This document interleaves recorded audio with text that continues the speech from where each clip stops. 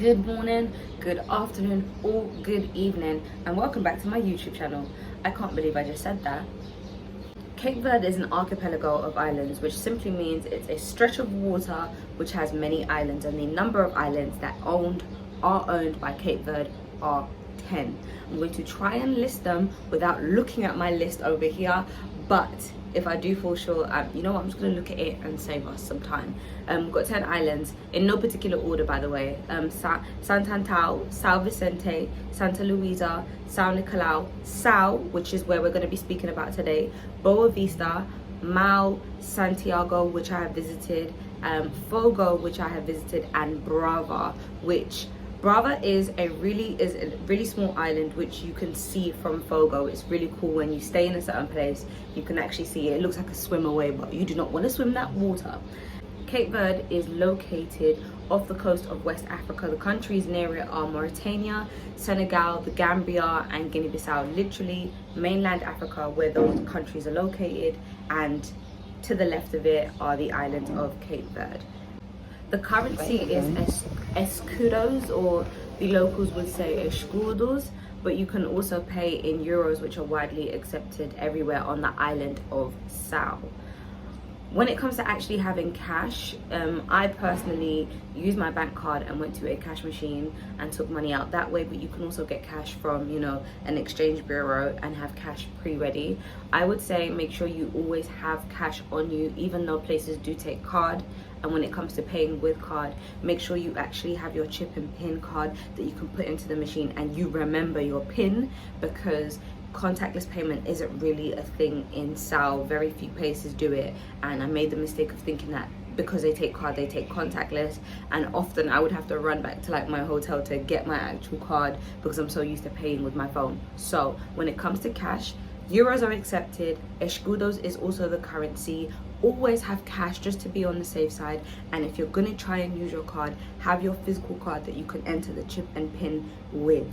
When it comes to the cost of things, in comparison to if you're coming from a Western country like America or England, it would be quote unquote cheaper, but because São is a pretty tourist island, things aren't that much cheaper unless you really dig deep and you find the spot. So when it comes to hotels, I stayed initially in a place called Odjo de Agua, which is right on the beach, and I highly recommend, because the rooms have great Wi-Fi. Location is great because you're right on the beach. Literally when you wake up in the morning, you are on the beach. Usually breakfast is included as well, if you pick that option, and it's not that much more, and you are pretty close. So quick one, if São is the island, São meaning salt, which is what it's really famous for, and there's two areas. So there's Santa Maria, which is where most things happen. Well, all things happen, because it's like the capital. It's such a small island that when I say capital, it just feels wrong. There's Santa Maria, where most hotels are and where everything happens. And then there's Escudos, which is closer to the airport. So when you do land into São, you'll probably see Escudos because it's so close. That's not really a tourist area. There's nothing really for tourists to do. That's more of the local place in which people stay. I would say the drive from one end to the island to the other is literally under an hour, under 40 minutes sort of thing. When you are staying somewhere, you're probably going to be in Santa Maria, but if you do book something that's just on the outskirts, so there's Escudos at the top, you might be staying on the coastline somewhere or in Santa Maria. I personally recommend staying in Santa Maria, just because once you're there, you won't need to travel anywhere else sort of thing. But moving on to the next thing and the cost of that, traveling around, there isn't trains because it's such a small place. It's literally taxi that you will be using. When you are using the taxi, it should not cost you any more than 500 escudos, which is around about €4 ish, which is around about £3, £4 in UK currency. In the evening it's more expensive than the day, so in the day you're going to be paying 400 escudos, which is around €4, which is around $3.50 ish, but then in the nighttime you'll be paying 500 escudos, and it never gets as any more expensive than that. You're literally paying 500 to get around because everything is so close. The only thing that is the most expensive trip that you'll probably make is if you do go to Escudos. Escudos is going to be like 30-40 euros because it is a distance away. With regards to food, so initially when I got my first few plates, I was like, do these not know what seasoning it is? But the food is very fresh, and for that reason does not need heaps of seasoning. It tastes great on its own. Very fresh fish, very fresh ingredients, and very simple recipes. The cachupa, I had cachupa, which is one of the traditional dishes. Absolutely amazing. I had cachupa without meat before anybody worries. They do have variations, and I did ask for it not to have pork, but usually cachupa is like this really stewy broth type of thing, which has like maize in it. It can have pork in it, loads of seasonal vegetables, and it's kind of like and it's amazing, very fresh. With regards to prices of meals, again, it's a tourist place, so it's not that cheap. If you were speaking to the locals, they're like, yeah, that's not cheap for us, sort of thing. But you could have a main, a drink, and a dessert, and you'd be paying around about £15, which is around about, I'm looking at my screen again, which is around about 1,800 escudos, around about that. It sounds massive because of the price difference, but literally it's just like £15, which is a bargain to me who comes from London. But of course to the locals, when you speak to them, they're like, yeah, no. But then if you do get friendly with the locals and they show you the spots, there are places where you're literally having a full meal, which is extremely filling, and a drink, or maybe even like a buffet, and the buffet's costing you no more than like £6 to £8 sort of thing, which is really, really cheap, and it is really filling.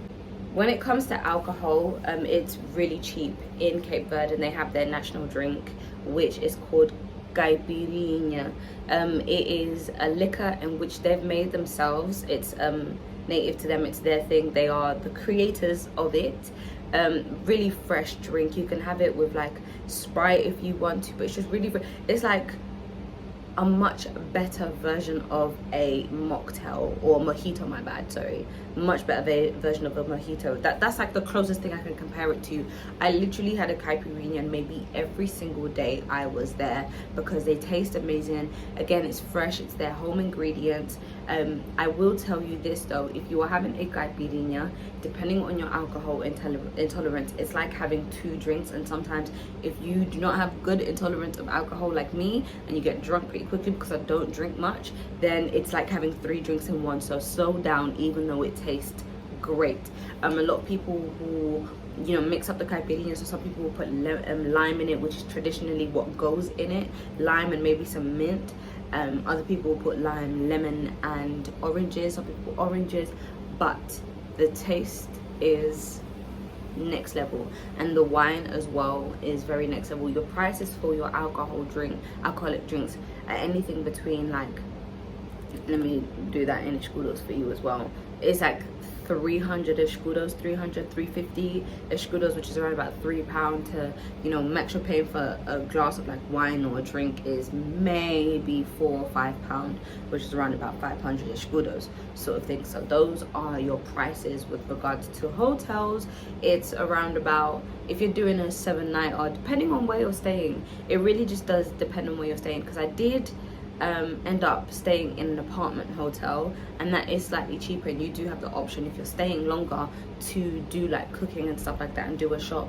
So apartment hotels are always slightly cheaper, depending on where you're staying, and the facilities. It's really dependent, but you're like, I personally think all prices are a bargain unless you start looking at places like the Hilton, which of course internationally we know that Hilton is at a certain standard, but you can get good prices if you're looking on like booking.com. I personally booked through TUI, and I think I got a pretty good deal, to be honest. So yeah, the people and the language, which was my favorite bit, and which was what really drew me to going in the first place. I was excited to go to a country in which I would look like the people. It was my first time doing so, and I absolutely fell in love with that idea that I walked the streets and felt very comfortable and safe because everyone kind of looked like me. It is a very mixed nation, so loads of people, you know, there's different beautiful variations of black, and you will notice that there is a large Senegalese and the Gambian community as well. You will be able to spot them because obviously they speak their language, and they tend to be Muslim, so they'll be wearing the religious wear, so you know that that's them. They also, the Senegalese and the Gambian people tend to also be the people selling the tourist stuff. So if there's like, what's the word for that thing again? Oh my goodness, my mind's gone blank. Souvenirs, there we go. So they're the people that tend to be selling souvenirs, and obviously, understandably, they've probably come over to Cape Verde because it's a very tourist place to make their money, so you will see that happening. They're so friendly. I met this one particular lady who literally the first time I stepped out of my hotel when I was nervous, she showed me around, you know, I bought some stuff from her shop, but there was no pressure to do that. One thing that really blew my mind away about Cape Verde is the level of relaxed it is. Now, I'm from England, I'm from London, this type of stuff doesn't happen. I went into the shop and I didn't have the money for it, and I told her, okay, cool, let me leave it here and then I will go get the money. She said, no, I'll take it with you and then I'll bump into you because I'll be around that place there, and then you can give me the money then. And I was like, oh, that didn't feel right. But obviously I ran and got the money as quick as possible and I gave it to her, and she was one of the first people that was like, no stress. So this is where I fell in love with the place even more, because everybody would kind of greet you and be like, no stress, sort of thing, as opposed to saying hi. People are like, no stress, like, you good? And they were not pushy about anything. Even if they were like, oh, come and look at my shop, I'd be like, no thank you. They'd be like, no stress. And it's like, oh, you're right, no stress. But yeah, back to the people themselves. Very relaxed people, as I said, no stress, very chill, very cool, very laid back. They're by the water and in the sun all the time. It makes sense that they're like that, and it was a blessing to be around because I'm so used to being in a fast-paced environment. But you know, you had everyone just beautiful as they were, going no stress, and you know, just cooling. And with regards to the language, the main languages are Creole and Portuguese. A lot of people think the two are the same. No, they are different. They're different.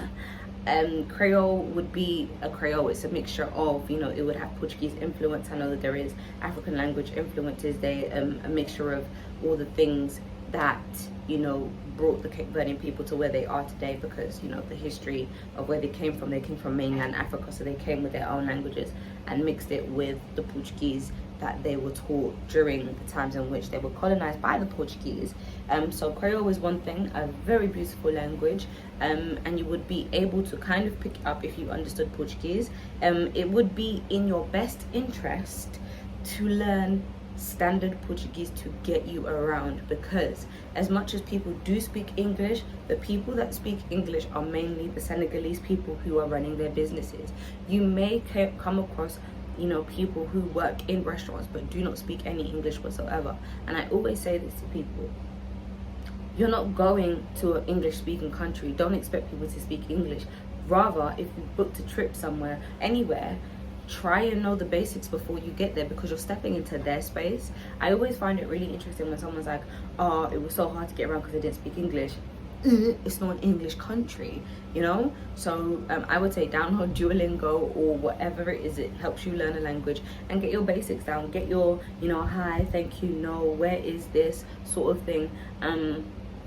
And yeah, I would really recommend learning, just because learning is great, and being able to navigate a little bit of Portuguese to get you around is going to be a massive help, instead of, you know, relying on someone else, or, you know, just kind of using translator, because you might not have Wi-Fi sometimes, and to use translator to help you get by. But in Sao, that is not as, it is a little bit of a problem, but in other islands, yeah, get to know the Portuguese. Fala Português, like, you gotta speak it.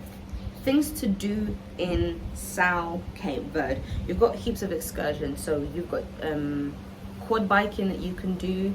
You've got the zip line, which I did, which was a really good fun, because it's not just you going down the zip line and done. They actually have like a whole event around it, a little party after. The people who run the zip line out, and they're amazing. They're so cool. They're so relaxed. Really good energy, really good vibes. There is a salt excursion where you get to see where the salt is made, and you can, you know, float in the water as well, and it's really good for your skin. There's loads of boat and water activities.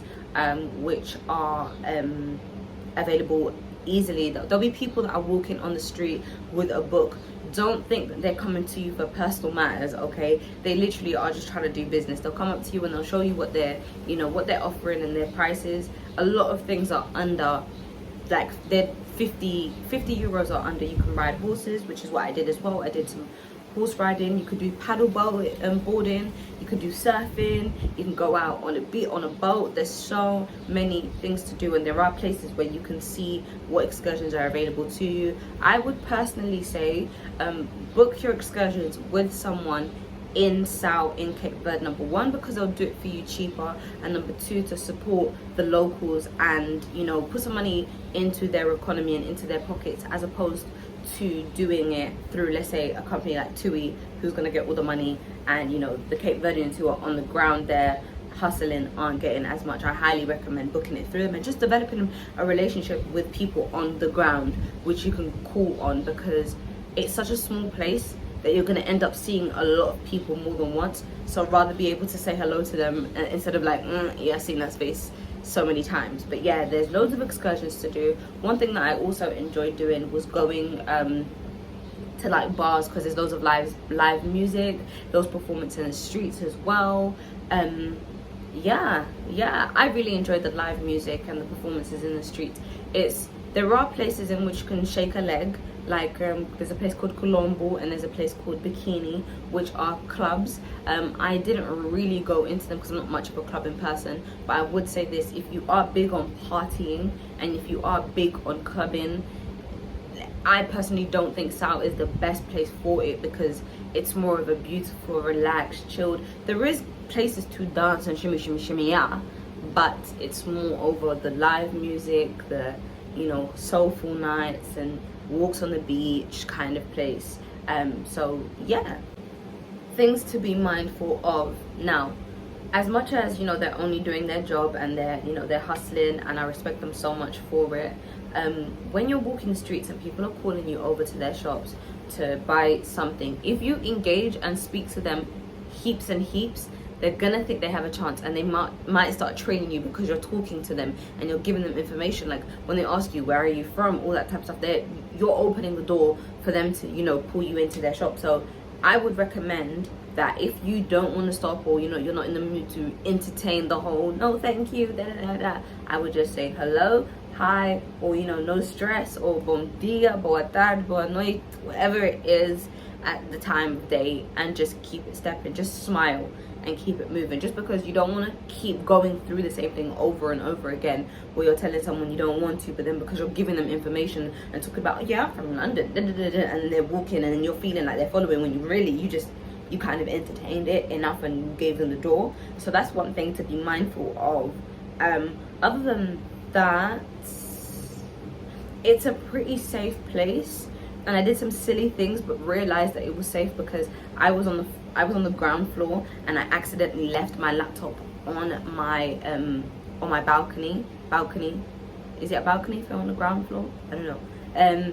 I left it out in the open, which someone could have easily just taken, and I was gone for like 4 hours and it was still there in the same place. I've accidentally left my doors open for an extended period of time, and it's just a really, really safe place. Now, I'm not telling you to run risk like I did. I did not do it intentionally. However, those things happen, and they reaffirmed to me that the place is very, very safe. It ended up, because I was there for a month, it ended up being a thing where I was walking the streets at 1 a.m. going from bar to bar, hearing like the live music, and it was not a thing whatsoever. Again, because you know where to walk. You're not going to walk back roads and all that type of stuff. And I'm not telling you to be out until 2 a.m. I'm just saying that it is safe, and because everybody's so relaxed, and it's such a small place that if something happened, the culprit of something happening would get found out pretty quickly. So it's like there's no point in doing anything bad. Mine is the reason why I loved the place so much, and the reason why I went back within a matter of 3 weeks. It's really relaxed. As I said, there's loads of no stress.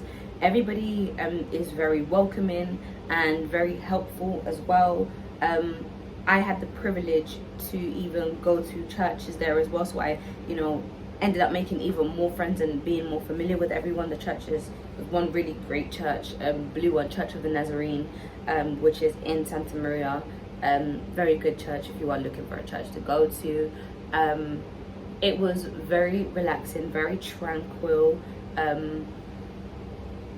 just gave you space to think and gave you space to, you know, realign your thoughts. And I think my main thing while I was there was I was really building the foundations of my relationship with Jesus Christ, and it gave me space to do that because nobody's really bothering you. So I was sat on the beach for hours on end reading my Bible.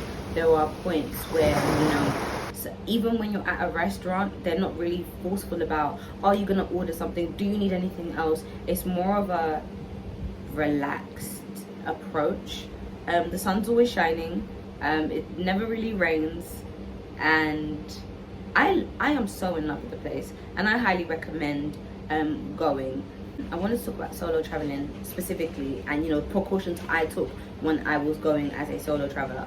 Initially, when I didn't know the place as well, I was always in as the sun was setting.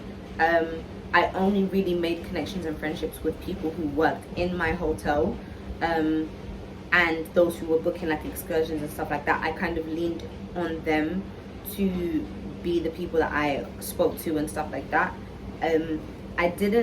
I tried not to frequent places too often. So you don't want to be caught in a pattern of doing things. So you don't want to be sat at the same place at 2 p.m. every day. So I kind of tried to change around my location quite a bit. My initial holiday was only meant to be for 6 days. So I kind of, once the 6 days was up, I started moving around. So if you're going to be gone for an extended amount of time, I would recommend moving around places and not staying in one place too long, because again, you just don't want to be caught in a pattern. You don't want people to, you know, pick up that, okay, she's staying here sort of thing. I tried to move every 4 or 5 days, even if it was just like moving rooms. And I know that sounds silly, but like it does make a big difference, and it made me feel comfortable to know that maybe one day I was staying on the ground floor of a place, but then on the next day I'm staying on the 6th floor sort of thing. I bought my travel essentials. I will show you, let me grab it right now. This right here, this bad boy right here, it is a door stopper that if you turn on over here, it would make a really loud noise if someone tried to open your door. So you'd wedge it into your door, and you know, that gives me peace of mind when I am traveling by myself. I also always share my location with someone. I'm always constantly updating people about the things I'm doing. If I book excursions, I will give the contact of the person who I booked the excursion with, and try and just give more than one person a lot of detail about where I am. I think I want to do a separate video on just traveling by yourself and precautions to take. I don't want this video to be too long, but I will say this, I will sum it up with saying this: Sao is an amazing place. It is, I would say, if you're traveling for the first time by yourself, I recommend it highly. If you have any questions about Sao, please do leave them in the comments. I am so happy to be, you know, the person that you kind of a point of reference to ask, because I was there for some time and I did go back and I have done other islands. Hey guys, if you feel like I've missed out absolutely anything with regards to Sao, please do leave them in the comments. I can do like a part 2, or, you know, just answer your questions. That's all from me. You can also send me questions to do with the other islands and anything that you want to know. I'm currently in Tunisia, so I'll be covering that too once I am back. As for now, subscribe to my YouTube channel so you can stay in the loop about traveling as a black girl on your own.